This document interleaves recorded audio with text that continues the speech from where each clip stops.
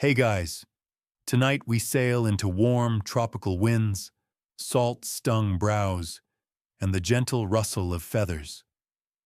You're standing barefoot on the weathered deck of a creaky 18th century pirate ship, the kind that smells like sea brine and unwashed ambition.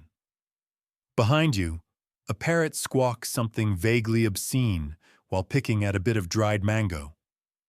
The sun hangs low, golden and syrupy. It's a life of rum, rainstorms, and unexpected feathered friendships.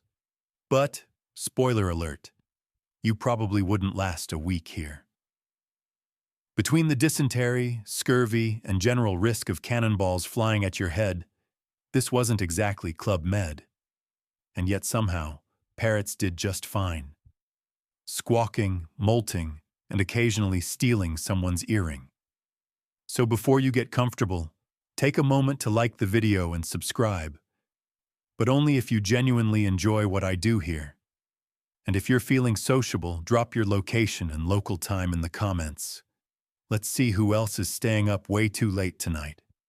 Now dim the lights, maybe turn on a fan for that soft background hum, and let's ease into tonight's journey together. You grip the worn rail of the ship, the wood warm under your palm. A small lime-green parrot sits nearby, eyeing you suspiciously. You're not sure if it likes you or is planning to bite your nose. That's kind of the dynamic here. Every ship had its characters. Grizzled men with names like Peg-Leg Tom or Toothless Benny. But there was always one bird, too. A tiny feathery tyrant with opinions and surprisingly high social status. These weren't random pets. These parrots were status symbols, loot, and loud-mouthed little morale officers all rolled into one. Some ships had more than one. Imagine it. Sails snapping in the wind, the ocean groaning beneath, and 5 or 6 parrots screaming over each other about biscuits and betrayal. No Spotify, no TikTok, just birds and the occasional sea shanty to keep you sane. Now, contrary to what cartoons might have taught you, parrots weren't always perched perfectly on shoulders. Sure, some did. Others nested in barrels, snoozed in rope coils, or fluttered under the awning when it rained. They were part of the crew, but with less responsibility and better plumage. What made parrots ideal pirate companions? For starters, they were tropical. Most pirate routes took ships through warm, lush places where parrots lived naturally. These birds were easy to catch or trade for. More importantly, they lasted. Unlike monkeys or other novelty pets, which were more prone to sickness and sulking, parrots had long lifespans and adaptable diets. They didn't mind loud noise or weird weather. And most charming of all, they talked. You'd be surprised how far a few squawked words could go in breaking the tension of a slow week at sea. When tempers flared or the grog ran low, a parrot shouting, "You smell like fish guts," could either end a brawl or start one, depending on the tone. And while not every pirate was a softie, even the meanest ones had a strange tenderness toward their birds. Some trained them. Some gave them names suspiciously similar to ex-girlfriends.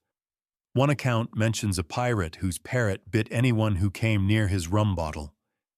Historians still argue whether that story was real or just drunken sailor gossip passed around to amuse bored deckhands. But one thing's for sure, pirates valued their parrots. These weren't just pets. In some ways, they were investments.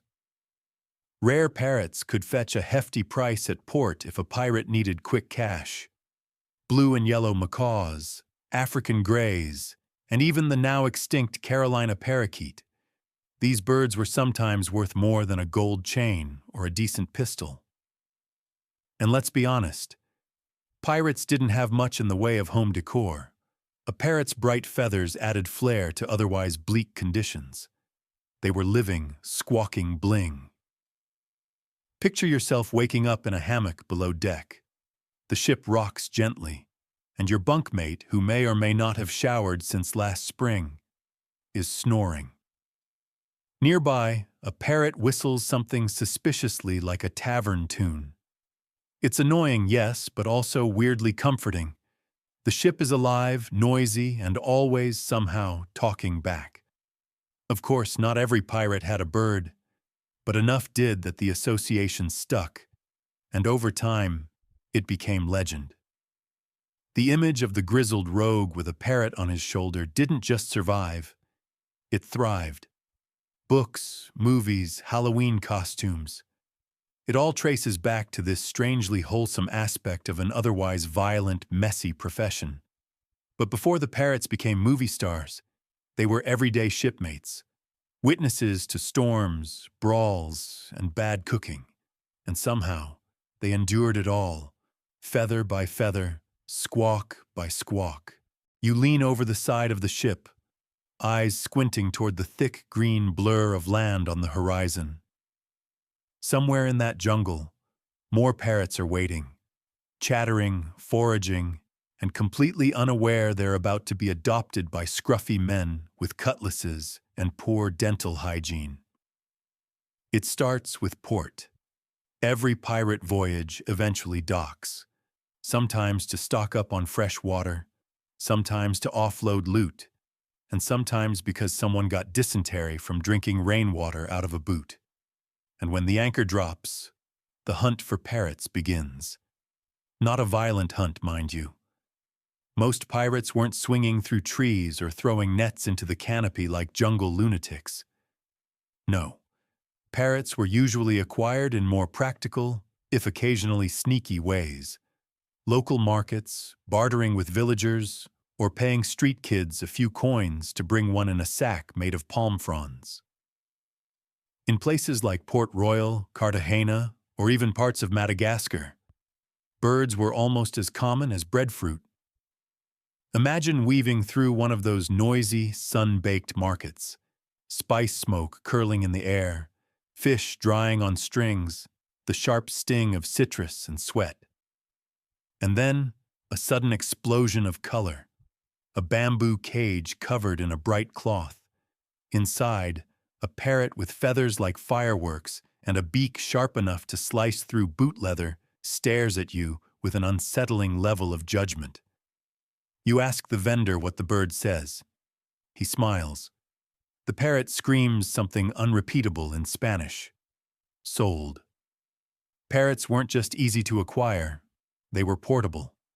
Unlike goats or monkeys, which pirates also occasionally kept, because chaos. Parrots could be slung in a small cage, tied to the railing, or simply perched freely. They could be fed by hand. And they tended to return even if they flew off for a bit, especially if bribed with raisins. Now, not all these birds came from legal or ethical sources. Some were stolen outright. Sailors might raid coastal villages and grab whatever seemed valuable.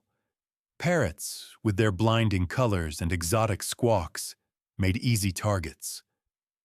There are records, faint and fragmentary, of entire shipments of birds taken from merchant ships.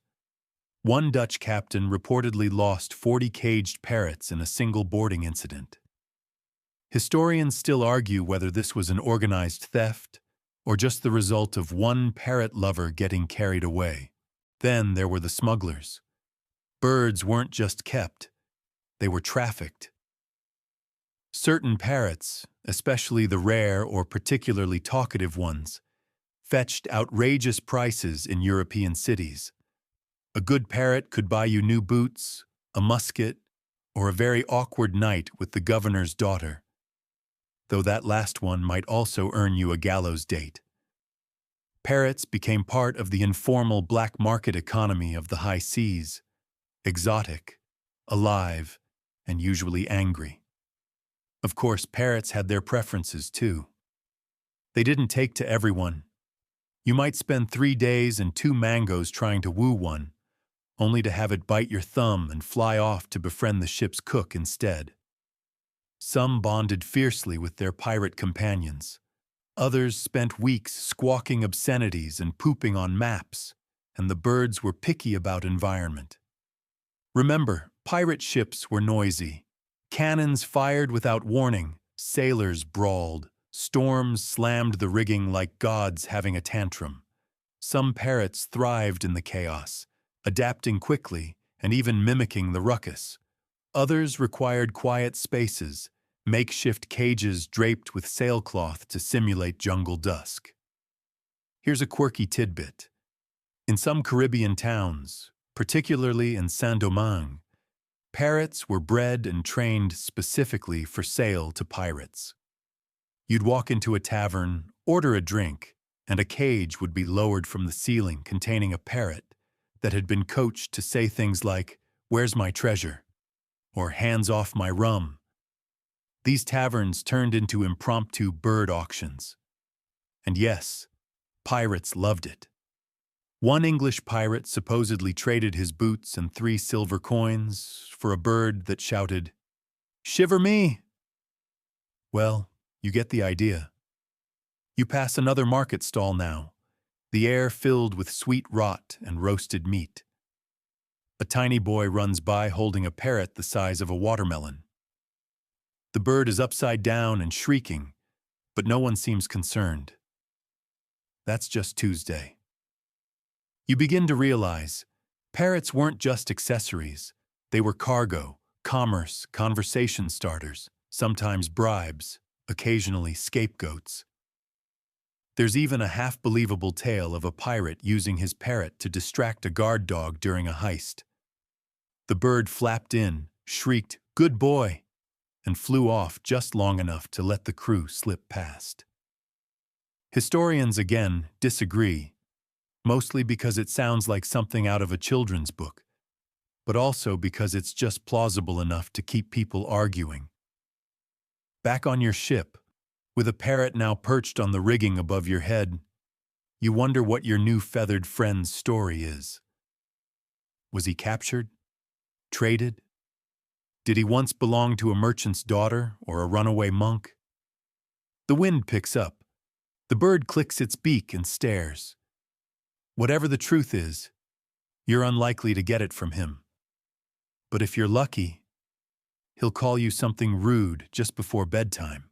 Your boots creak softly as you pace the deck, parrot now securely perched on your shoulder, its claws digging in just enough to remind you who's boss. It ruffles its feathers like it owns the ship, and in a way, it sort of does. Because here, in the bizarre and briny hierarchy of pirate life, a parrot isn't just a passenger, it's a status symbol. Back in the 18th century, when everyone was competing to look either terrifying or extravagant, ideally both, a bright, loud, talking bird was the ultimate accessory. Forget gold rings or jewel-studded pistols. Nothing said, "I'm both dangerous and eccentric," quite like a parrot squawking obscenities in 3 languages while gnawing on your hat. It wasn't just about vanity, though. Parrots were walking, talking proof that you'd been places. Far off, exotic places. If a pirate strolled into a port tavern with a scarlet macaw on his shoulder, everyone knew. This guy didn't just rob Spanish ships.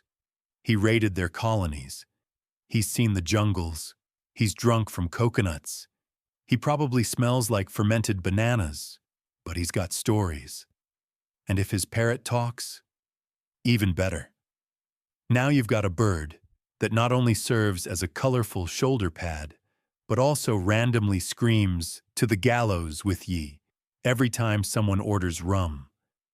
That's high-value entertainment when you're stuck on a ship with the same 12 smelly guys for 6 weeks. Among pirate crews, the most coveted parrots weren't always the flashiest. Sure, a bright blue hyacinth macaw could turn heads, but a clever African gray, famous for mimicry, could keep them. Some pirates competed to see whose bird had the best vocabulary. Others taught theirs to recite dirty limericks or pretend to cough during serious conversations. One parrot reportedly mimicked a captain's sneeze so perfectly that half the crew thought he was cursed. There's even an obscure naval report where an arrested pirate begged the magistrate to spare his parrot, arguing it knew more English than most men in the colonies.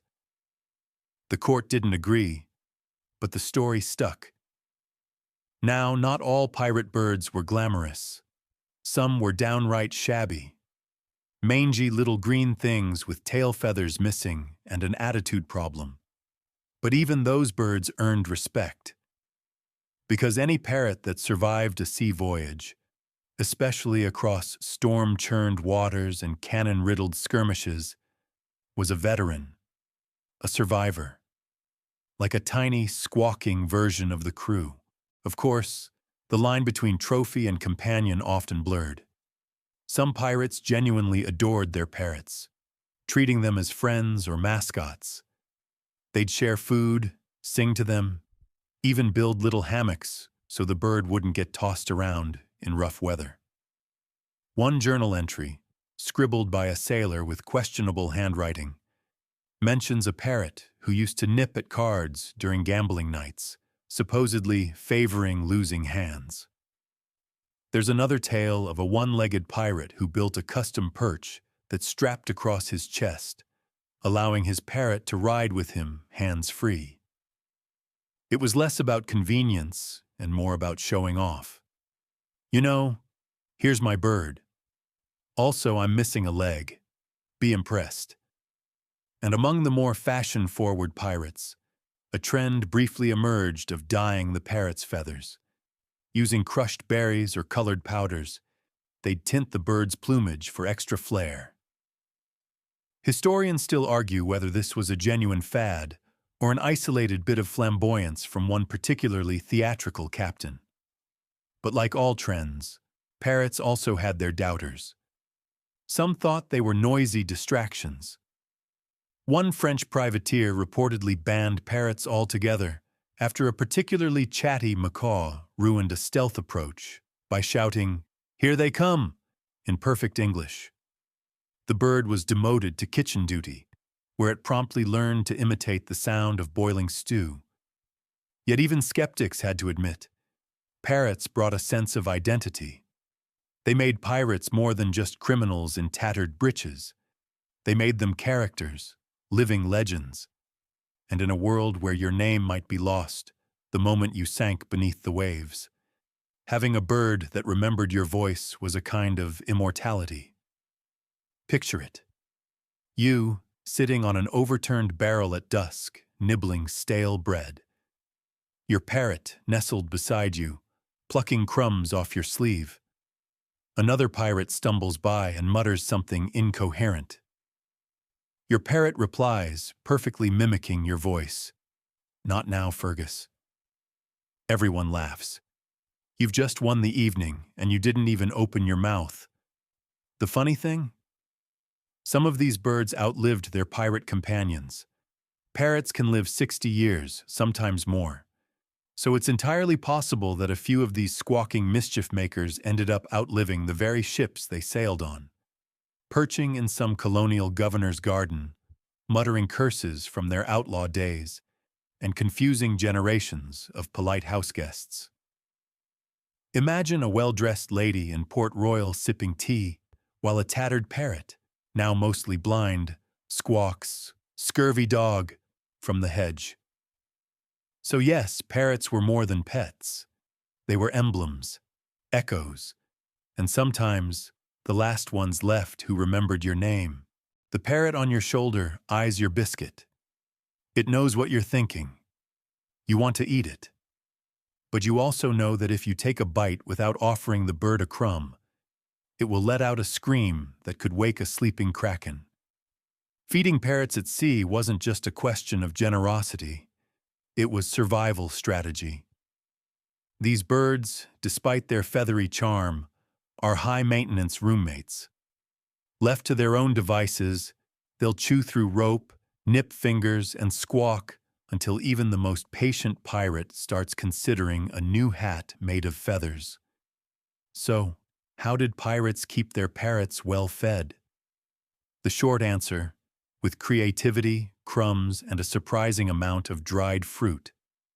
Pirates didn't exactly have luxury grocery stores below deck. Their own food supplies were already questionable. Hardtack, basically edible bricks, salted meat, sometimes crawling, and whatever fruits they could snatch before leaving port. But when it came to their birds, pirates somehow always found a way. Seeds were prized. They didn't spoil easily and were easy to store. A handful of sunflower or pumpkin seeds could keep a parrot chirpy and distracted for hours. Pirates often bartered for seeds at tropical ports, or scraped together mixtures from leftover grain, rice, or corn.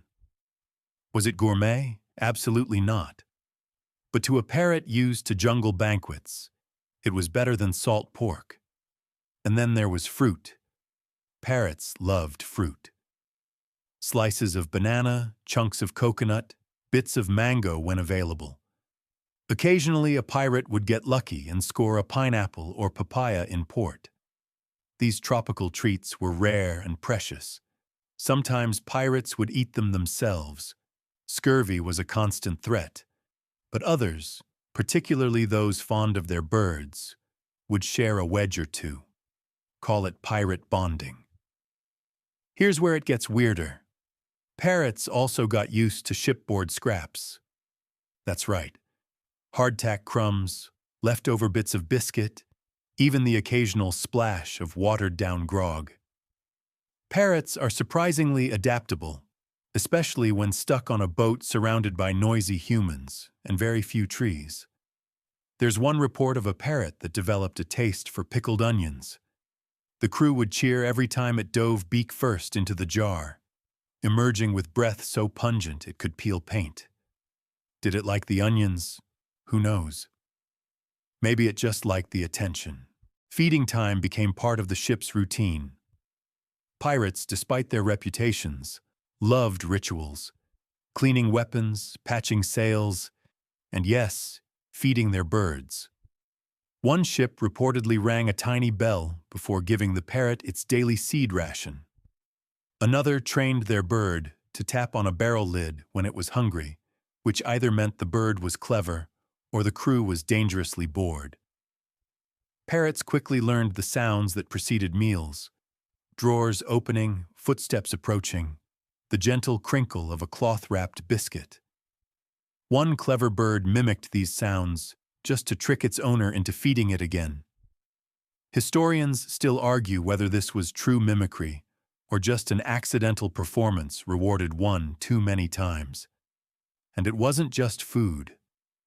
Parrots also needed fresh water, a tricky prospect at sea.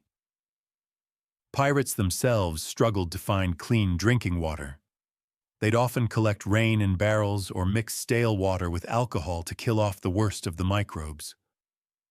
So how did parrots manage? Some birds drank from shallow bowls or collected droplets from soaked sails. Others got their moisture from fruit. A particularly pampered bird might get its beak dabbed with water-soaked cloth.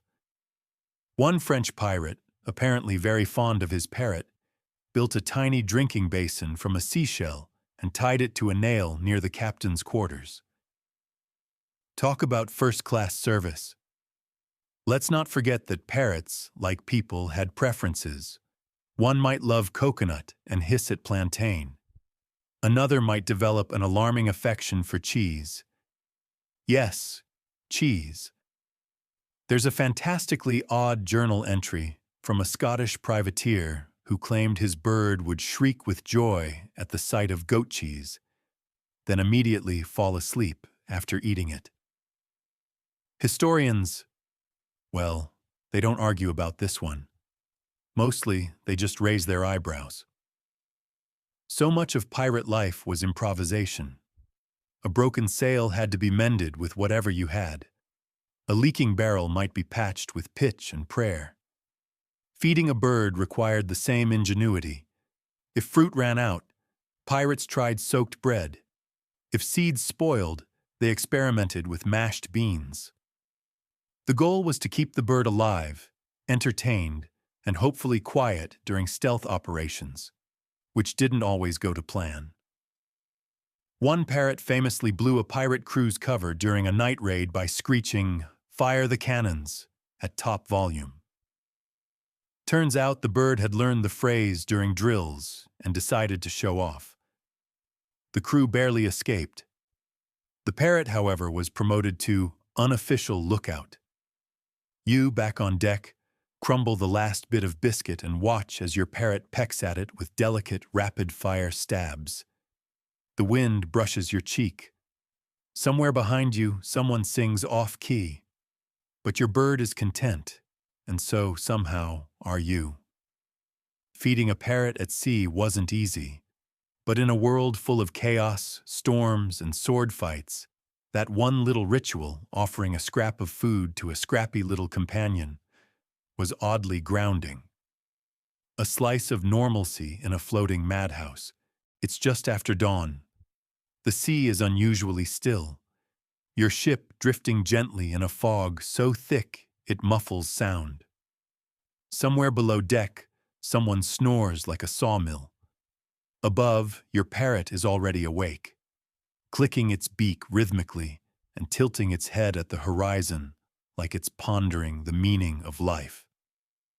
Or breakfast. Feeding time was just one part of the bird routine. The real drama began when you tried to establish order, and remember, we're talking about pirates here. Discipline wasn't exactly their strong suit. Still, even the most chaotic crews knew the value of routine, and for many, parrots became part of the ship's rhythm. Every morning, after the lookout changed, and before the coffee substitute, which was usually just burnt breadcrumbs in hot water, came the parrot check. You lift a flap of canvas to reveal a makeshift perch, lashed together from rope and a broom handle. It's sticky. Everything on a pirate ship is sticky. But the bird doesn't seem to mind. It fluffs its feathers, then lets out a sound like a creaky door. You're not sure if that's a greeting or an insult. Shipboard feeding rituals weren't just about nutrition. They were entertainment, stress relief, and sometimes accidental group therapy. One historical journal tells of a pirate crew that paused every day at noon to feed their parrot dried plantain chips. Not because it was hungry, but because it would dance, and the men found it hilarious. In a profession with a life expectancy shorter than a fruit fly's temper, moments like these mattered. Parrots, despite their size, held real power on these ships. A well-timed squawk could startle a lookout, ruin a stealth maneuver, or cause a card player to flinch at just the wrong moment. Some birds learned to mimic the bosun's whistle, the signal used to start various ship tasks. Imagine the chaos when a parrot fakes the all-hands-on-deck call at 2 a.m. It happened, at least twice. Feeding rituals also helped with training. Pirates, when not pillaging or arguing about which grog was least disgusting, enjoyed teaching their birds tricks. These ranged from the basic, say ahoy, to the impressively impractical, flap twice if you think Blackbeard's beard smells. Food, of course, was the reward. Seeds became currency. If the parrot said the right word, it got a treat. If it squawked during a speech, it got nothing. Unless it was funny, then it got double. One quirky historical account mentions a parrot who only responded to sea shanties. If the crew sang off-key, it sulked. If they harmonized, it chirped along. This prompted some pirates to attempt impromptu barbershop quartets while swabbing the deck, an image that probably doesn't match the average gritty pirate fantasy, but is far more accurate. You walk the deck now, your parrot fluttering down from the mast and landing with a soft whoomp on a coil of rope. It eyes a barrel suspiciously, then lets out a soft clicking sound. That's its signal. Time for the daily snack. You toss it a bit of dried mango. It catches it mid-air and immediately drops it. That's fine. It's a negotiation now. You try again. This time it accepts it, chews dramatically, then burps. Or maybe that was a hiccup. Or maybe the parrot is just trying to mimic the captain again. Some parrots had preferences so particular it bordered on ridiculous. There are notes from ship logs describing birds who would only eat from certain hands, or who threw food off the deck if it wasn't sliced the right way. A green parakeet once made a reputation for refusing any food that had touched metal, forcing its owner to hand-feed it from a carved coconut spoon. And yet, somehow, these routines endured. In a world where mutiny, sea monsters, and unpaid wages were weekly concerns, a bird's breakfast remained sacred. Now, of course, parrots didn't always behave. There are plenty of tales of birds stealing food outright, dive-bombing stew pots, snatching fruit from the cook's knife hand, even flying off with a sailor's last piece of cheese. One ship kept a tally on the mast. Parrot offenses committed this week. It had tick marks, some crossed out, some in red chalk. Despite the mayhem, most pirates found their parrots charming. It's hard not to, especially when they started mimicking laughter or singing scraps of whatever tune the crew had mumbled the night before. The parrots were like tiny, feathered mirrors, reflecting back the life of the ship in squawks and stutters.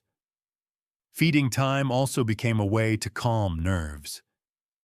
Before a raid, during long lulls at sea or after rough weather, pirates found themselves gravitating toward their birds, sharing food, talking nonsense, listening to the same joke repeated in a high-pitched squawk. It was comforting. And sometimes the birds listened. Or at least they looked like they did, blinking slowly with one beady eye, shifting from foot to foot like they were weighing your troubles. It was enough. So you sit now, legs stretched out on the sun-warmed planks, offering crumbs one by one. Your parrot accepts some, rejects others, and finally climbs onto your arm to settle in. The sun continues to rise. The crew begins to stir, and somewhere deep inside the belly of the ship, another parrot squawks. 5 more minutes. The sun is higher now, scattering gold across the gently rolling waves. You lean over the railing, watching the sea glint like polished glass. Your parrot shifts on your shoulder and lets out a lazy whistle, perfectly mimicking the boatswain's call. A few sailors twitch reflexively before realizing they've been duped again. The parrot preens smugly, but not every parrot came aboard the honest or even expected way. Welcome to the shadowy world of feathered contraband. In the same way pirates dealt in stolen gold, rum, spices, and questionable maps, they also became accidental smugglers of exotic pets. Parrots, in particular, were a hot-ticket item in the growing global market of novelty fauna. European elites couldn't get enough of them. Bright, talkative, tropical birds, instant dinner party hit. So naturally, pirates, never ones to pass up a good deal, began snatching, bartering, and occasionally accidentally inheriting birds wherever they docked. Some birds were legitimate trades. Caribbean and South American locals would exchange parrots for beads, cloth, or knives. In other cases, pirates took them by force, raiding plantations, merchant ships, or even local homes, stuffing cages or sacks with fluttering, screeching loot. It wasn't pretty, it wasn't ethical, but it was business. Smugglers had their hands in the game too. Certain respectable merchants doubled as exotic animal traffickers, ferrying rare birds from colonies to Europe. And when they needed someone who didn't ask too many questions, or who didn't mind hiding a dozen parrots under a tarp next to barrels of stolen gunpowder, they turned to pirates. Imagine this. A pirate ship docks in the early morning at a sleepy port in the Azores. No flags flying, no cannons primed, just a low whistle, a quick handshake, and suddenly crates filled with squawking parrots are being passed overboard into small rowboats. The buyer doesn't care where they came from. He's thinking about what kind of coin a noblewoman in Paris might pay for a bird that speaks Portuguese. Some parrots were swapped not for gold, but for information. In the mess of Caribbean espionage, yes, even pirate diplomacy existed. Birds became barter. One notorious smuggler allegedly used a rare blue parrot to secure escape papers for a jailed crewmate. Whether the recipient genuinely liked birds or was just allergic to paperwork, the result was the same. A prisoner walked free, and the parrot moved into the governor's garden. Parrots also made excellent camouflage for crime. A pirate strolling into town with a flashy bird on his shoulder drew attention, but not suspicion. He didn't look like a thief. He looked like a tourist, or at least someone slightly too ridiculous to be dangerous. The bird deflected the gaze of guards, shifted the tone of interactions, and occasionally made customs officers laugh enough to forget to search the barrels below deck. Who knew parrots could double as performance art? There's a wonderful bit of pirate lore about a Spanish galleon intercepted off the coast of Panama. The pirates took the usual loot: silver, textiles, rum, but also found a cage of parrots destined for the viceroy of Peru. The crew debated whether to keep the birds or toss them. The captain, a practical man, declared, "If they don't bite and they don't sing church hymns, we keep 'em." They did. 2 of the parrots lived aboard for years, one of them reportedly repeating, "Gracias por nada," thanks for nothing, whenever it rained. Still, not everyone welcomed these birds with open arms. There are customs records from Portuguese and Dutch ports that explicitly banned pirate vessels known to carry parrots, citing noise disturbances and health risks. The birds were considered exotic pests in some circles, and there were fears they might carry diseases, or worse, ideas. Parrots could speak, after all. What if they mimicked rebel slogans? Historians still debate the extent of organized parrot smuggling. Some believe it was widespread and profitable. Others argue it was more incidental, a byproduct of pirates grabbing anything shiny or noisy. Either way, the birds kept showing up, in paintings, journals, and old manifestos, always colorful, often loud, sometimes listed alongside cannonballs and boots. There's even a peculiar story involving a Dutch smuggler who disguised a bird shipment as sail repair kits. When customs officials opened the crates, the parrots screamed, "No taxes!" and flapped wildly. The smuggler was arrested. The parrots were adopted by the mayor's wife. One of them, apparently, later learned to recite Shakespeare. You pace along the deck, the wind tugging at your coat. Your own bird is quiet now, pecking at a knot of frayed rope. It has no idea how valuable it might have been in the right or wrong port. To you, though, it's not cargo, it's crew. And perhaps that's what separates the pirate parrot from the smuggled goods. Once aboard, the birds stopped being trophies. They became part of the ship's soul. Annoying, hilarious, often foul-mouthed, but loyal. In their own feather-brained way, the afternoon sun filters through tangled rigging, casting long, striped shadows across the deck. A warm breeze carries the mingled smells of salt, old canvas, and fruit fermenting somewhere it shouldn't be. Your parrot, lounging on an overturned bucket like a pirate in semi-retirement, lets out a low warble. Not quite speech, not quite song, just contentment. It's time we met the legends, the birds that didn't just ride along.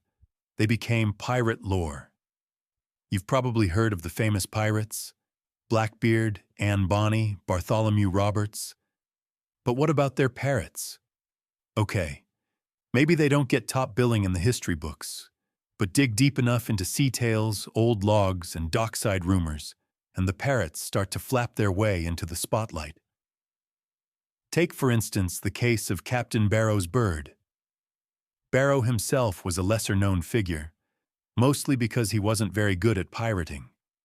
He got lost frequently, forgot to load half his cannons, and once tried to bribe a Royal Navy officer with a soggy map. But his parrot, Clove, became a legend. Clove was a sulfur-crested cockatoo who reportedly shouted nautical directions during battles. "To port! Tighten sail!" Utter nonsense, of course, but shouted with such confidence that it confused enemy crews. One privateer's journal described it as being attacked by a lunatic bird orchestra. Whether Clove actually had tactical sense or just enjoyed chaos remains, as ever, a topic historians still argue about. And then there was Captain's Mercy, the parrot who refused to curse. Owned by a famously foul-mouthed pirate named Lettuce Jack. Yes, really, this particular African gray parrot was surrounded by all manner of swearing, threats, and salty songs. Yet it only ever repeated polite greetings. "Good morning. May I?" "Thank you kindly." The crew found it hilarious, dubbing it the moral compass of the ship. When Jack was finally captured and tried, the parrot reportedly sat on the jury box whispering "Pardon him" every few minutes. He was not pardoned. The parrot was. More dramatic is the tale of Black Pierre and his bird, Scarlet. Scarlet was a massive red and green macaw with a taste for violence. Not in a literal sense. No one was pecked to death. But Scarlet had a flair for intimidation. She would squawk on cue, flap menacingly in courtrooms, and even once pooped on a tax collector during a ransom negotiation. Pierre claimed it was divine judgment. The collector was not amused. One of the most haunting stories belongs to a parrot named Lantern. Lantern sailed with a nameless pirate, known only in fragments of letters and a few deeply unreliable tavern songs. What we do know is this: the bird could mimic crying. Not a general whimpering, but a full, heartbroken wail. Survivors from a Spanish ship taken in 1719 swore they heard it before the attack, echoing through the fog like a ghost. One claimed he surrendered not out of fear of pirates, but because he thought the ship was cursed. The name Lantern came from the way the bird would sit in the crow's nest during storms, lit only by flashes of lightning. Of course, stories like this blur the line between fact and fiction. Was Lantern real? Possibly. Probably.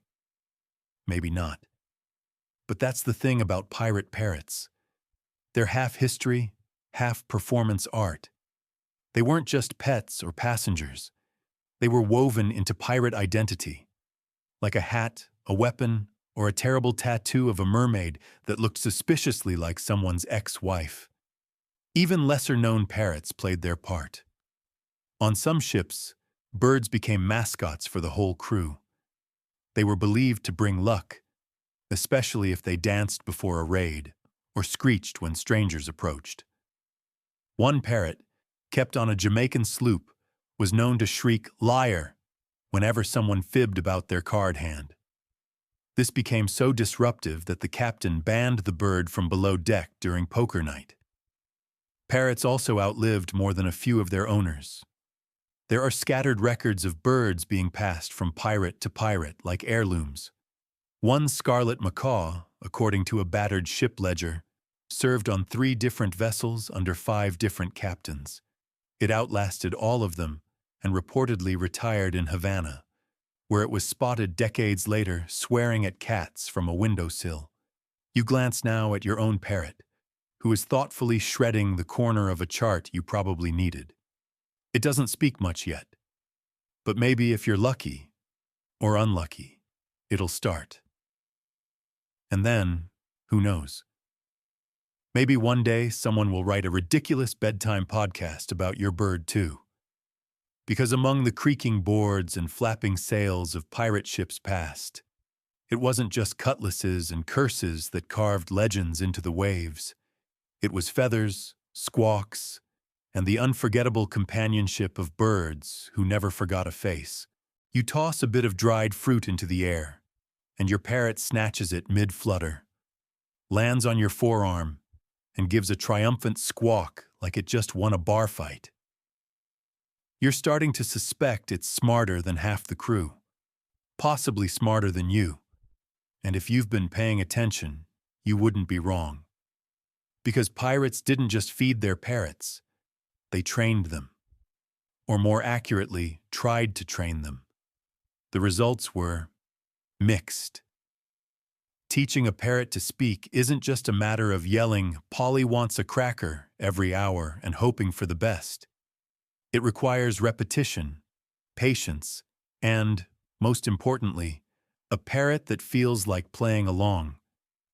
Thankfully, pirates had all the ingredients: long stretches of boredom, repetitive songs and phrases, and crew members who would talk to anything after 4 weeks at sea. So they began teaching, simple words at first. Ahoy. Aye. More rum. The classics. Parrots are natural mimics, especially African greys and some species of macaws. Given the right stimulus and a few raisins, a parrot could start squawking back phrases within days. Some even mastered accents, which led to one famous case of a bird who mocked the captain in his own voice, causing a moment of panic when the crew thought he was below deck and shouting from the rigging. Training methods were often bizarre. One pirate sang lullabies to his parrot every night. Another claimed his bird only responded when spoken to in backwards English. The bird, to be fair, did seem to reply, although mostly with the word no. Historians still argue whether this was a brilliant breakthrough or just an extremely uncooperative bird. And then there were curses.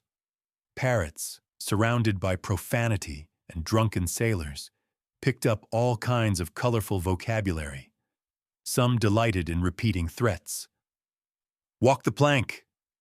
Get off my deck. Others leaned into the absurd. That's my grog was a popular favorite. There's a report of one parrot who could deliver a flawless insult involving barnacles and someone's grandmother, though for decency's sake, we'll let that one remain a mystery. But beyond mimicry, some pirates tried to teach their birds actual tasks. One account describes a parrot trained to alert the crew if anyone approached the ship at night. The bird would shriek, "Who goes there?" whenever a shadow passed. Useful, yes. Except it eventually started shouting the phrase every time a wave hit the hull. The crew stopped reacting. The ship was robbed. The parrot, however, remained proud.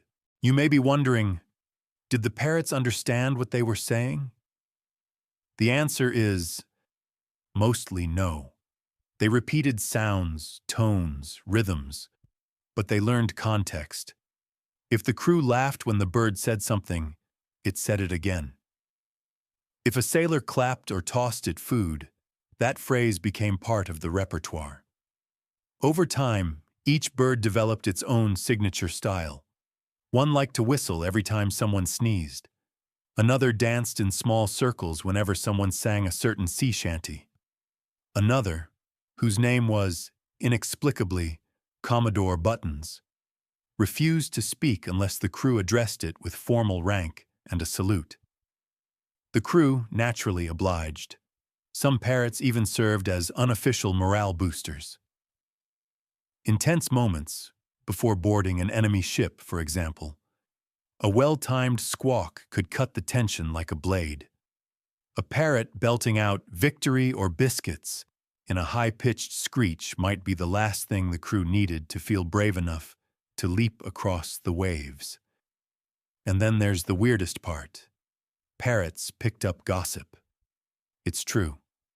On small ships with nowhere to hide, crew arguments and secrets were overheard constantly. And parrots, ever the nosy eavesdroppers, would sometimes repeat things they shouldn't. One legendary tale involves a parrot that kept saying, "Don't trust Jonas," which would have been ignored. Except a week later, Jonas did try to sneak off with half the ship's gold. Was the bird prophetic? Or just parroting something it heard the cook mutter? We'll never know. But Jonas was marooned, and the parrot got extra raisins. Pirates eventually learned to be careful what they said around their birds. Captains warned crew not to mention plans near the parrots. One even started covering the bird's cage during serious discussions, as if dealing with a feathery little spy. Whether or not this was necessary is up for debate.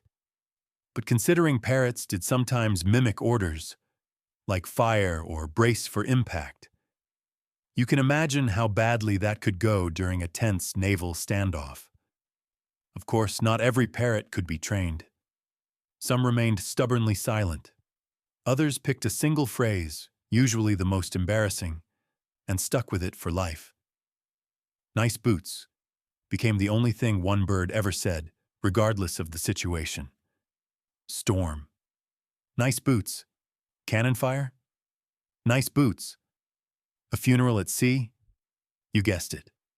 As you settle into your spot on the quarterdeck, your own bird flutters up beside you. You repeat the word "treasure" slowly a few times, dragging it out like a bedtime chant. The parrot blinks. Then, in a gravelly tone, it says, "Trash." Close enough. You laugh. Somewhere behind you, a crew member groans. "Not again." The bird repeats it. "Not again." Congratulations. You've made progress. The sky has turned a soft orange, and the sea below glows like liquid copper. A calm has settled over the deck, at least as calm as a pirate ship ever gets. Hammocks sway gently. Someone plays a lazy tune on a cracked flute. And up in the rigging, a parrot lets out a long, theatrical sneeze. You smile, but then notice something strange. Your parrot isn't its usual chirpy self. It's hunched, feathers fluffed out like a sad mop, eyes half-lidded. It sneezes again. Only this time, it sounds real. Uh-oh. Turns out parrots get sick. Just like sailors. Maybe more often, honestly, considering the stuff they licked. One of the great myths of pirate life is that the birds were hardy little creatures, immune to the chaos of ship life. But in truth, parrots suffered many of the same issues the crew did, minus the grog hangovers. Take seasickness. Yes, even birds can get it. During storms, when the ship pitched violently and the crew clung to anything that wasn't moving, including each other, parrots often clung to their perches, beaks grinding nervously. They'd sway. They'd groan. They'd occasionally just stare into the middle distance like they were questioning all their life choices. Some poor birds would even throw up. Not as dramatically as humans, but still, tiny splatters of chewed fruit and seeds appeared under the perch. Pirates, to their credit, generally didn't mock the birds.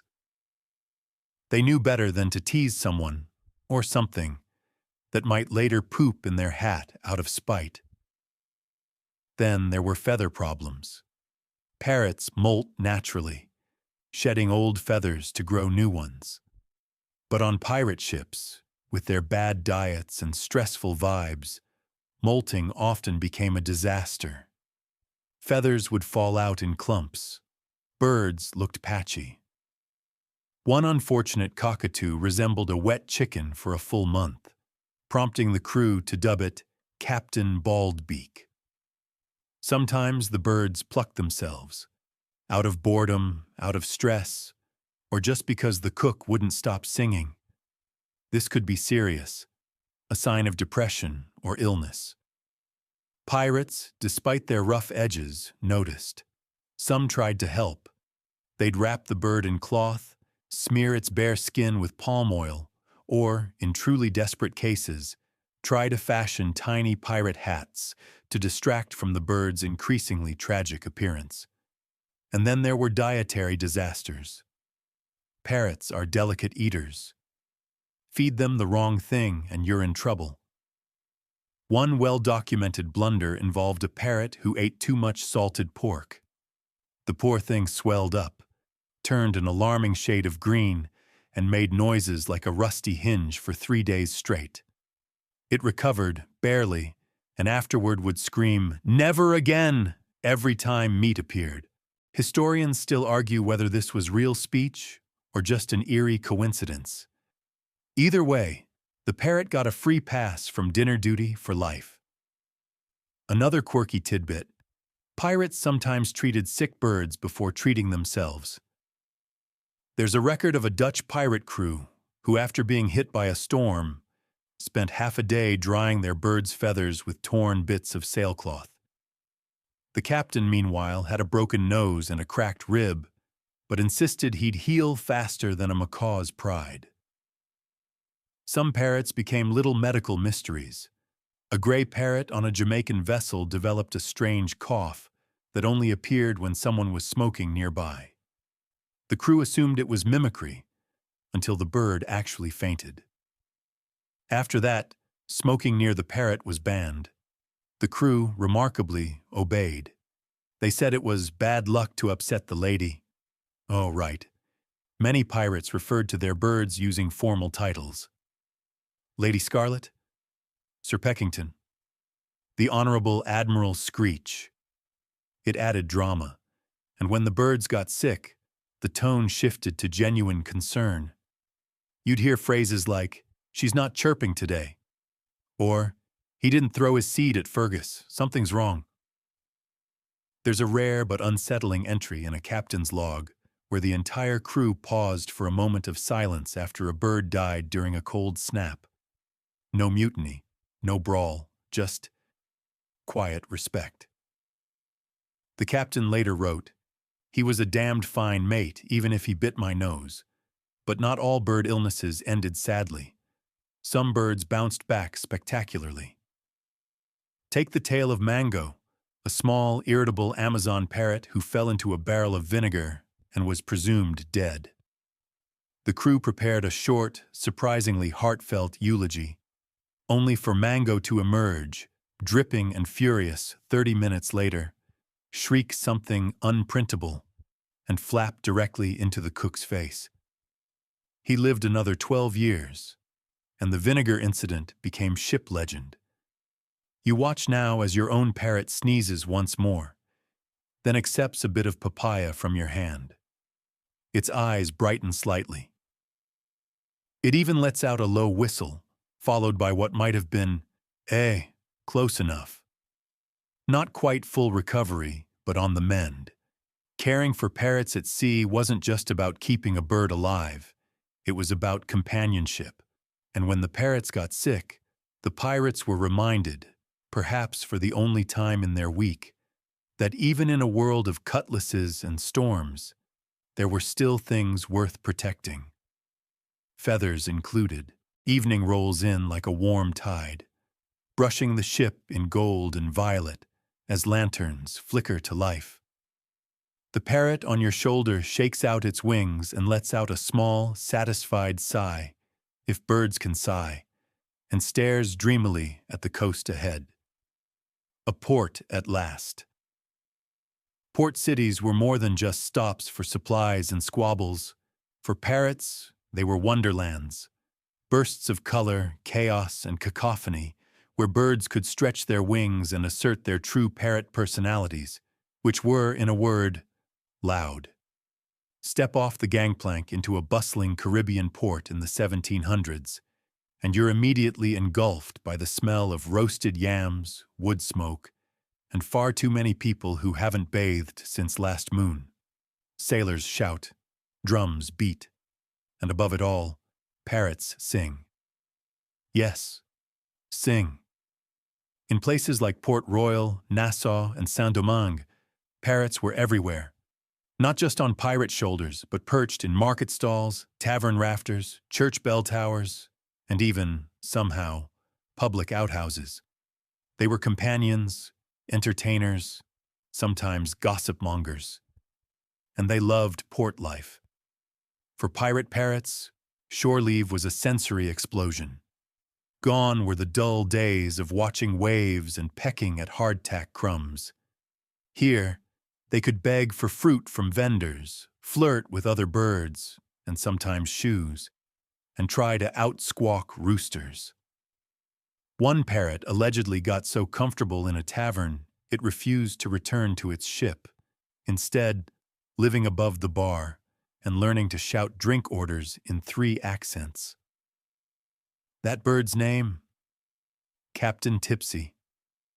Pirate ports also became places where parrots were displayed, shown off like flashy watches or swords. Pirates would gather in squares, their birds on perches or shoulders, boasting about vocabulary, colors, or, "He's got 6 full tail feathers and only bit me once last week." Sometimes, impromptu competitions broke out. Whose bird could recite the longest poem? Whose could mimic the cannon fire most accurately? One legendary parrot, owned by a Spaniard named Felix the Fickle, could impersonate both a barking dog and a crying baby. He won 3 free dinners and a stolen silver spoon before flying off during a thunderstorm, presumably in search of better clout. Parrots in port weren't just accessories, they were social currencies. Locals would flock, pun intended, to see rare birds. A blue hyacinth macaw, exotic, a talking conure with a sailor's vocabulary, hilarious, a bird that whistled entire sea shanties, pure spectacle. Parrots became a kind of pirate PR, bringing charm to otherwise scruffy men who probably hadn't seen a toothbrush since childhood. Some pirates turned this into profit. They rented out their parrots for coin, allowing townsfolk to hear a joke or touch a rare feather. Others sold parrots outright, especially if the bird was getting too moody, too loud, or too fond of chewing chart corners. The sale of exotic birds became an unofficial, often unrecorded sideline in many port economies. And yes, parrots did escape, constantly. There are countless tales of parrots making daring getaways into jungle canopies or tavern lofts, refusing to return to the sea. One African gray reportedly faked a limp for a week until the crew left port, only to fly off laughing once the ship had sailed. The captain reportedly toasted the bird's cleverness with grog and mild regret. In some ports, escaped parrots formed feral flocks. Can you imagine? 50 parrots, all screaming pirate phrases, roosting on rooftops and terrifying the local clergy. One French priest in Martinique begged city officials to do something about the sky demons that yell "scurvy knaves" at the schoolchildren. Even the locals got attached. Parrots became mascots for taverns, guards, and brothels alike. One brothel in Bridgetown supposedly trained a parrot to greet customers with, "You're late again, aren't you?" It doubled both business and blushes. Some birds stayed behind intentionally. A pirate might leave a parrot with a trusted friend, a lover, or even as a bizarre form of payment. "Take the bird, and I'll owe you nothing," one sailor reportedly said. The barkeep agreed.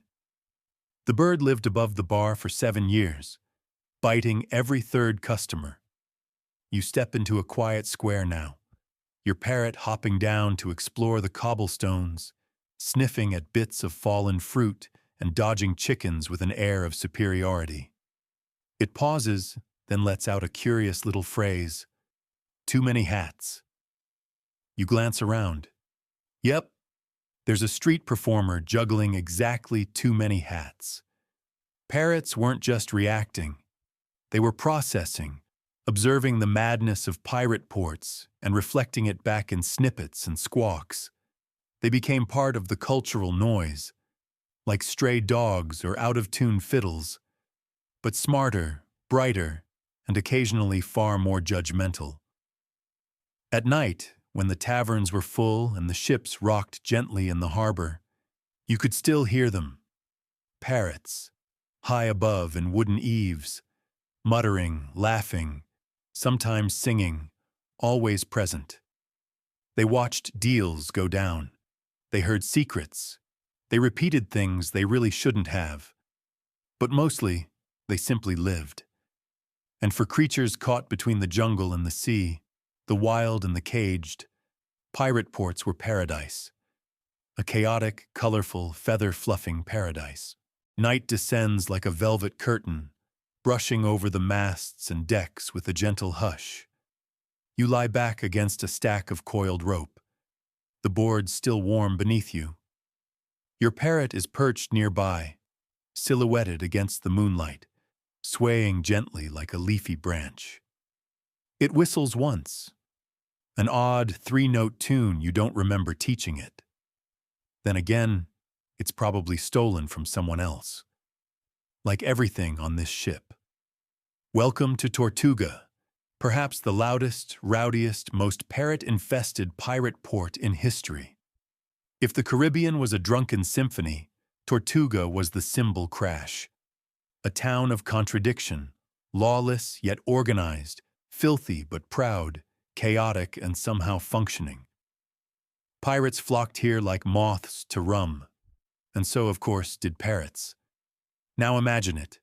Dawn breaks over Tortuga, and instead of birdsong, the air is filled with screeches, squawks, and shouted insults.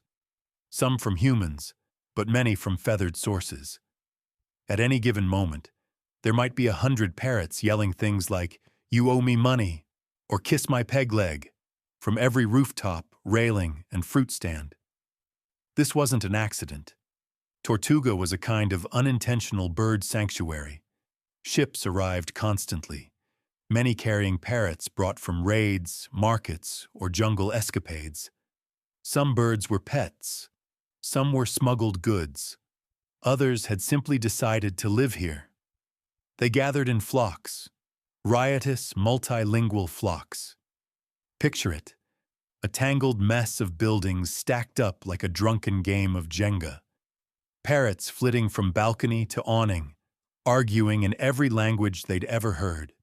Spanish curses, English jokes, Creole lullabies, Dutch threats, sometimes all from the same bird.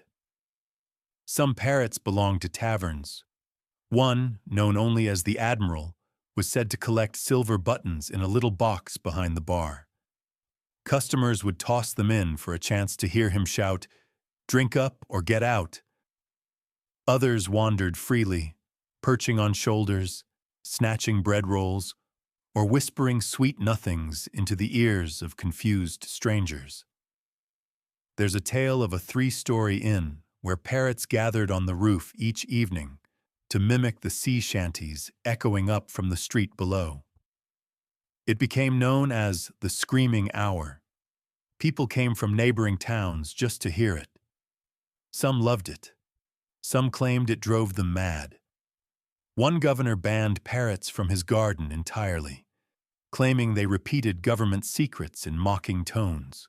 Even ships that stayed docked too long started to experience a kind of feathered invasion. Parrots, ever curious, would sneak aboard, steal food, and occasionally start minor turf wars with existing bird residents. One notorious battle, dubbed the Cluck and Squawk Affair, occurred when a parrot tried to take over a chicken coop near the harbor. It lost. Barely. But perhaps the most memorable part of Tortuga's parrot presence was the sheer volume. The soundscape was overwhelming, not violent, just relentless. Birds repeating overheard arguments, birds laughing, birds whispering secrets. One could walk down the main alley and be bombarded with everything from bawdy songs to haunting repetitions of "Don't go tonight, don't go tonight," Don't go tonight. Some people called it annoying. Others called it music. Parrots weren't just passive observers in Tortuga. They interacted. One old tavern register includes the name Clement, with the job title Greeter. Clement was a parrot who sat by the door and yelled compliments or insults at incoming patrons, depending on how drunk he thought they were. If he shouted, "Looking sharp," you were good to go. If he screamed, "Wash your face," well, maybe rethink your evening. In Tortuga, parrots also made deals. Well, were deals. One pirate reportedly traded a rare blue parrot for a month's worth of rum and 2 nights in a hammock with actual sheets. Another bird, gifted to a local baker, learned to shout "fresh buns" every morning, doubling business until it picked up the phrase "I lied" and ruined the entire promotion. Not all birds stayed in port willingly. Some were sold, others recaptured, and a few mysteriously vanished.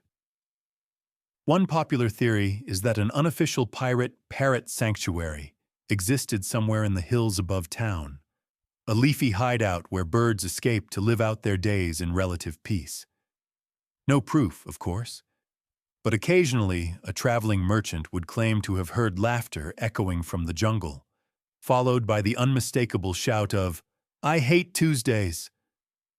Historians still argue about whether Tortuga's parrot population was as outrageous as the stories suggest. Some claim the tales are exaggerated. Others point to journals, drawings, and old shipping logs that clearly mention parrots outnumbering humans on certain streets. And really, when it comes to pirate lore, if it feels true, that's almost good enough. You close your eyes now, listening to the sounds drifting in on the wind. Drunken songs, laughter, a parrot yelling, "Where's my gold?" into the night. There's something oddly soothing about it, like being cradled in chaos that somehow knows your name. The stars have fully bloomed above you now, scattered across the sky like powdered sugar on dark velvet. The sea is calm, humming softly beneath the hull. Most of the crew is asleep or pretending to be. You remain on deck, watching the slow sway of the rigging and listening to your parrot breathe, a tiny, steady puffing, like a wind-up toy slowly winding down. Tonight, your feathered companion is quieter than usual. No whistling, no outbursts, just stillness. And in that stillness, you remember something. Parrots were often the last friends left. It's easy to imagine pirates as a loud, rowdy collective, swinging cutlasses, sharing grog, cackling through storms. And sure, there were moments like that. But beneath the bravado and the bluster, pirate life was lonely. You were far from home. You didn't use your real name. You trusted almost no one. And some nights, you were completely alone, except for the parrot. There are journals, scattered, weather-worn, scribbled in the margins of navigation logs, that speak of pirates marooned on islands with nothing but a bird for company.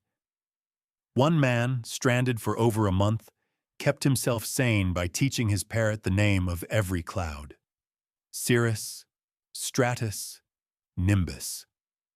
The bird remembered them all.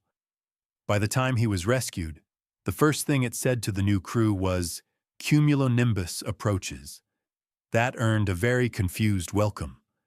Another tale tells of a sailor who survived a shipwreck with nothing but a barrel of biscuits, a knife, and a green parrot named Olive.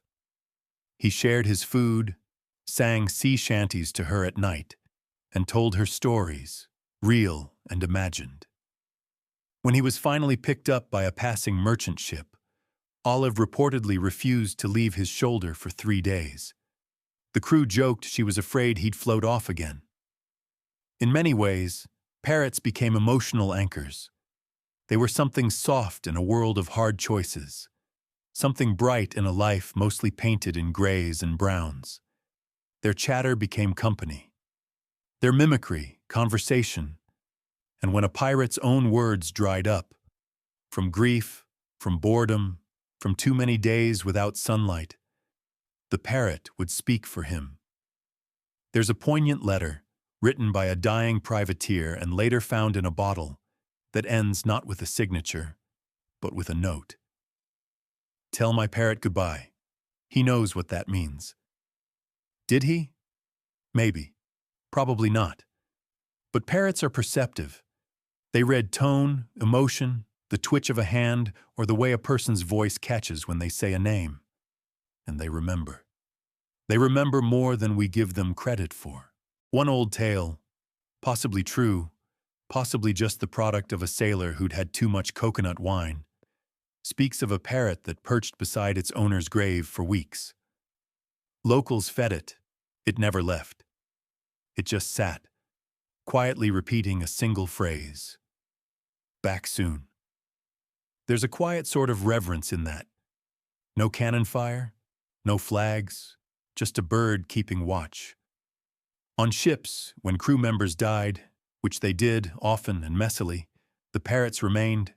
Some took to new owners. Others stayed aloof, as if still waiting. There were even superstitions about it. If a parrot refused to perch on someone's shoulder after a death, it meant that person's ghost hadn't left the ship. Superstitious nonsense, perhaps, but meaningful too. When everything else changed, the bird remembered. And parrots, like people, mourned in their own way. They stopped speaking. They picked at food. Some plucked feathers until they were patchy and sad-looking. One famous pirate, known for his brutality, broke down when his parrot, after his first mate died, stopped repeating the man's name. "He forgot him," the pirate reportedly said. "And I can't forgive that." But perhaps he was wrong. Maybe the bird didn't forget. Maybe it just didn't want to remind anyone. You glance at your own parrot now, its head tucked beneath one wing, still, peaceful. It muttered your name earlier, softly, almost like a question. You didn't reply, not out loud. But now, as the sea rocks the ship like a cradle and the stars blink down their slow lullaby, you whisper back, "Still here." And somewhere in its dreams, the parrot hears you. The sails above you shift gently, catching a midnight breeze that smells faintly of brine and banana peel, probably tossed overboard at dinner. Your parrot adjusts on its perch, feathers rustling like parchment. It's quiet now, content to doze. But somewhere in your mind, the squawks echo on, lingering from stories and songs.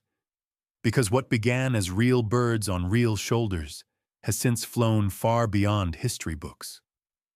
Today, when people imagine a pirate, what do they see? A peg leg, a tricorn hat, a scowl, and almost always, a parrot perched nearby. But how did this become the trope? The costume party cliché? The children's cartoon staple? Welcome to the legacy of the pirate parrot. Part myth, part memory, entirely colorful. It started, like most tropes, with exaggeration. Sailors brought parrots back from tropical ports. Some kept them, others sold them.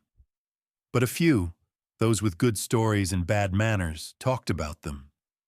Tall tales grew, parrots that could swear in 6 languages, parrots that saved ships, parrots that carried secret treasure maps under their wings. The stories spread from ship to dock to town square. And then came the writers. In 1883, Robert Louis Stevenson gave the world Treasure Island. In it, the parrot Captain Flint, perched on the shoulder of the sinister Long John Silver, screamed things like "pieces of 8" and "stand by to go about." It was iconic, it was absurd, and it stuck. The image caught fire. By the early 20th century, parrots were everywhere in pirate media. Books, plays, films, radio dramas. They weren't just birds. They were sidekicks, comedic relief, even plot devices. One parrot reveals a secret, another alerts the crew to a mutiny, a third ruins everything by repeating something it shouldn't. Always colorful, always clever, always piratey. Historians? Well, they've had a harder time with it. Some argue the parrot trope is wildly overblown, that most pirates probably didn't have birds, that parrots were rare, expensive, and impractical, that they were more often cargo than companions. Others push back. They point to shipping records, journals, port ledgers, and personal letters, many of which mention parrots not as loot, but as pets. Crew members mourned them, named them, shared food with them. So which is it? Historians still argue whether pirate parrots were common realities or colorful exceptions. But the truth, as always, likely lies somewhere in between. Enough parrots existed aboard enough ships that the image stuck, not because it was always true, but because it was true enough to be remembered. And memory is a funny thing. It doesn't preserve the average.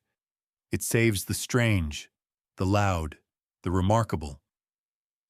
And what's more remarkable than a bird that speaks, swears, and refuses to obey orders? The parrot became a symbol of freedom, of eccentricity, of life lived at the edge of the map. Parrots don't take orders. They don't follow routines. They talk back. They judge. They laugh at the wrong moments.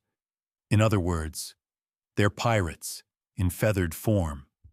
As pirate stories shifted from grim to romantic, from brutal reality to swashbuckling fantasy, the parrot evolved too. From wild jungle creature to loyal sidekick, from stolen treasure to wisecracking friend. In cartoons, they wear bandanas. In movies, they deliver one-liners. In books, they reveal secrets long buried. And in Halloween aisles, they come pre-glued to plastic shoulders. But even in their pop culture saturation, something about the parrot feels right. More than the peg leg, more than the hook. The parrot is what we remember. Because deep down, we like the idea that even the gruffest pirate, cutthroat and sunburned, talked to a bird. That he shared his last piece of mango. That he taught it jokes. That at night, when the waves were high and the moon was low, he wasn't alone. Your parrot shifts now, murmurs a half-formed word, and nestles back into sleep. Maybe it's dreaming of ship decks and markets, fruit vendors and tavern rafters. Maybe it's remembering all the other birds, real or imagined, that came before it. The legends, the troublemakers, the ones who screamed at the wind. And maybe, just maybe, it knows that somewhere in the great swirling sea of stories, it's earned its place. Not just on your shoulder, but in history. The ship groans softly as it shifts with the tide, wooden beams creaking like they're whispering secrets to the sea. Your parrot, ever alert even in sleep, lifts its head for a moment, eyes gleaming in the starlight. It clicks its beak twice, then nestles back into your shoulder. And somewhere, in some stuffy university archive or panel of tweed-clad experts, someone is likely debating whether any of this really happened. Because parrots aboard pirate ships, however charming the idea, have become a surprisingly contentious topic among historians. Not quite the scale of, say, naval strategies or trade empire collapses, but enough to warrant long-winded arguments and footnotes that go on for pages. Here's the heart of the debate. Were parrots truly common aboard pirate ships? Or is it all a feathered fantasy inflated by fiction? On one side, you have the skeptics. These are the scholars who point out, quite reasonably, that pirates operated under extreme constraints. Ships were crowded. Food was scarce. Birds are noisy, messy, and not exactly helpful in a sword fight. There's limited hard evidence. No pirate captain's log includes a line like, fed Polly, then boarded the Dutch brigantine. Most contemporary sources focus on loot, weather, battles, not birds. And let's face it, many early sources were sensationalized. Authors trying to sell books exaggerated. They turned pirates into devilish caricatures. If they added a talking parrot or two, it was to spice up the narrative, not document ornithological fact. Then there's the practical argument. Would pirates really waste resources on a pet?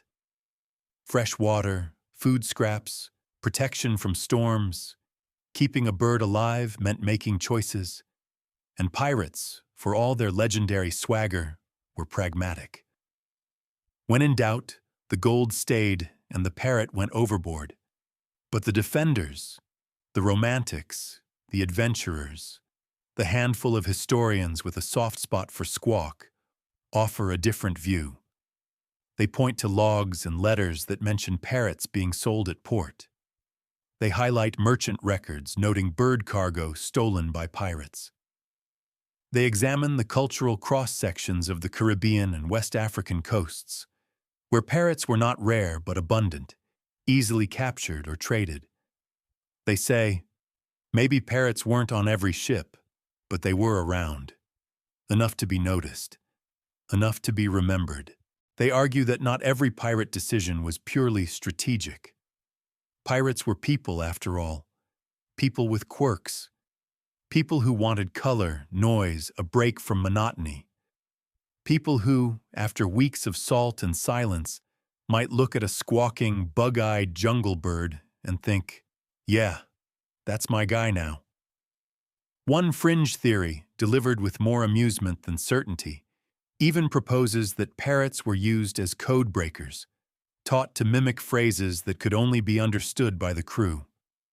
The idea has little evidence, but it does give new meaning to the phrase, "a little bird told me." And then, of course, there's the legacy. The pop culture entrenchment. The parrots in books, movies, plays, and comic strips. The fact that if you ask a child to draw a pirate, chances are it'll have a bird yelling "pieces of 8" on its shoulder. That collective image, whether rooted in fact, fiction, or sheer repetition, feels real now. It's as if, by retelling the story over and over, we've made it true. Parrots may not have filled the skies above every ship, but they've certainly filled our imaginations, which leads to a rather lovely idea. History isn't just what happened, it's what we choose to remember. And if we remember parrots, if we cherish the image of a gruff outlaw crooning lullabies to his feathered friend by starlight, then maybe that says something good about us, about our desire for connection, for companionship, for absurd little flashes of joy amid the storm. So, as the academic debates flutter on in faraway halls, you sit under the stars, feeling the faint weight of a bird against your shoulder. You think about all the parrots who might have sailed these seas, the real ones, the imagined ones, the ones who repeated too much, the ones who said nothing at all. And maybe you smile, just a little, knowing they'll argue about this bird for centuries more. Meanwhile, the parrot beside you mutters something in its sleep. You don't catch all of it. Just two sleepy syllables. Historian, schmistorian. The moon is higher now, sailing across the sky like a silent ship, its reflection drifting lazily across the water below. The deck has quieted. Hammocks sway. A nearby lantern swings gently, casting a golden glow on the parrot curled up beside you. You're both still, both awake. Neither of you needs words anymore. Because at the end of all this swashbuckling and squawking, it comes down to one thing: a pirate, a parrot, and the peculiar, endearing peace they found in each other. You've seen how they were bought and stolen, taught and traded. You've watched them squawk their way through ports, spill secrets, start fights, end them, dance on cue, or simply do nothing at all but stare out to sea. And now, with all the stories told, you reach the quietest truth of all. Sometimes, a pirate just wanted someone to talk to. A parrot didn't care if you'd lost a battle. It didn't mind if your breath smelled like rum and regret. It didn't judge your choices or remind you that you'd been marooned twice in 1 month. It was there. It listened. And sometimes, it repeated your words back to you, filtered through feathers and instinct, yes, but somehow wiser for it. There's a story, not famous, barely even preserved, of a pirate who gave up the sea entirely. Retired to a quiet village in Bermuda, bought a little house with crooked shutters, grew tomatoes, kept bees. Every morning, he sat on his porch with his parrot and talked. He didn't tell stories of buried treasure or betrayals. He talked about the weather, the price of eggs, how loud the wind had been last night. And the bird answered, not with wisdom, not with poetry, but with comfort, repeating his own voice back at him, making him feel heard, making him feel home. And when the pirate died, the villagers said the parrot sat by his chair for days, repeating only one word: here. That's what parrots were to pirates. Not props, not loot, not comic relief. Here, presence. A strange, feathered echo of companionship in lives too often spent shouting into storms. You reach out now, lightly stroking your parrot's back. It ruffles, adjusts, and emits a quiet, squeaky noise that might mean thank you, or possibly stop touching me. But in either case, it's enough. The waves lap gently against the hull. Somewhere in the dark, another bird calls out, a distant echo of stories long told and retold. Your parrot hears it too and lifts its head, eyes glinting, not frightened, just listening. You realize that in all the madness, all the blood and thunder of pirate life, the parrots were never the wildest part. The wildest part was how something so small, so bright, so strange, could bring comfort in the middle of a world built on chaos. And so you sit together, pirate and parrot, person and myth, watching the stars blink out, one by one. And now, as the night settles deeper and the sea grows quieter, it's time to let your thoughts drift like a lazy ship on still waters. The wind has softened, the lanterns have dimmed, and all that remains is this calm, this featherlight stillness that stretches across the deck, across your limbs, across your breathing. You've traveled far tonight, through stormy ports and tangled jungles, past barroom brawls and sleepy shoulder perches. You've met parrots who cursed, parrots who danced, parrots who listened better than most people ever could. And maybe, just maybe, you've found a little piece of peace in their chaotic, colorful company. So now, let your eyes close gently. Let the waves rock beneath you. Let the parrot's breathing, slow even, soft, remind you of your own. There's nothing left to do, nowhere to sail, no treasure map to follow, no orders to shout, just you, just the gentle creak of the ship and the whisper of the sea. The stars can guide someone else tonight, and if you hear a faint squawk, a whispered phrase, a dream spoken in a feathered voice, don't worry, it's just your parrot, keeping watch, as always, still here, still with you. Good night.